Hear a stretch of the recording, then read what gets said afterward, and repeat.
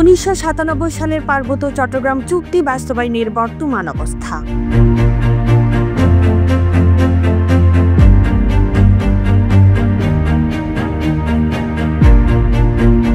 সপ্তম পর্ব, পাহাড়ি শরণার্থীর পুনর্বাসন।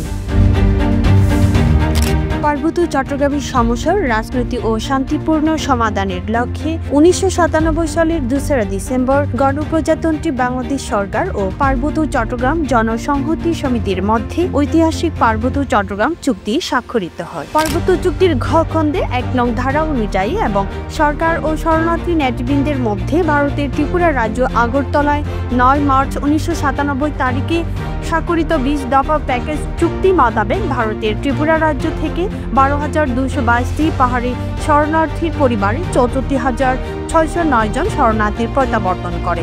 টাস্কফোর্সের মাধ্যমে প্রত্যাগত শরণার্থীদের অধিকাংশ অর্থনৈতিক সুযোগ সুবিধা দেওয়া হয়েছে, কিন্তু তাদের জমি ও ভিটেমাটি ফেরত দেওয়া হয়নি। তাদের জায়গা, জমি ও গ্রাম এখনো সেটেলারদের দখলে থাকায় তাদের পুনর্বাসন এখনো যথাযথভাবে হতে পারেনি।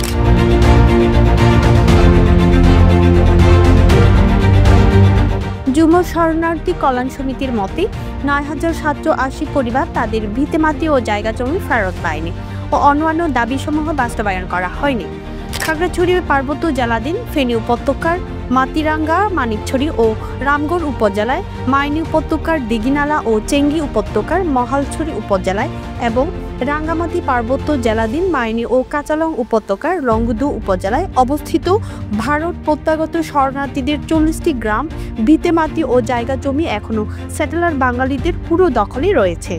এছাড়াও ত্রিপুরা রাজ্য শরণার্থী শিবির থেকে সউদ্যোগে ও 16 দফা প্যাকেজ চুক্তি মোতাবেক প্রত্যাগত প্রায় 54,000 শরণার্থী রেশন প্রাপ্তি থেকে বঞ্চিত রয়েছে। এইসব শরণার্থীদের রেশন প্রদানের জন্য ভারত প্রত্যাগত শরণার্থী ও আভ্যন্তরীণ উদ্বাস্তু পুনর্বাসন সংক্রান্ত টাস্কফোর্সের সভায় আলোচনা অনুষ্ঠিত হলেও সে বিষয়ে কোনো কার্যকর পদক্ষেপ গ্রহণ করা হয়নি। টাস্কফোর্স গঠিত হলেও পার্বত্য চুক্তির অন্যতম স্বাক্ষরকারী জনসংহতি সমিতির সাথে কোনো রূপ আলোচনা না করে একতরফাভাবে গত 31 জানুয়ারি 2018 তারিখে সর্বশেষ গঠিত টাস্কফোর্স কমিটিতে 3 পার্বত্য জেলার ডেপুটি কমিশনারদেরকে অন্তর্ভুক্ত করা হয়েছে। আরও উল্লেখ্য যে গত 22 অক্টোবর 2019 তারিখে টাস্কফোর্সের সর্বশেষ সভা 10ম সভা অনুষ্ঠিত হওয়ার 4 বছর পর টাস্কফোর্স বিধি বহির্ভূতভাবে অতি স্বল্প নোটিশে গত 24 সেপ্টেম্বর 2023 সভা ডেকেছে।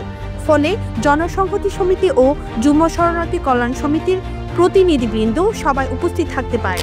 বস্তুত পার্বত্য চট্টগ্রাম চুক্তি স্বাক্ষরের পর বিগত 27 বছরেও চুক্তির মৌলিক বিষয় সহ 2/3 ধারা অবাস্তবায়িত অবস্থায় রয়েছে।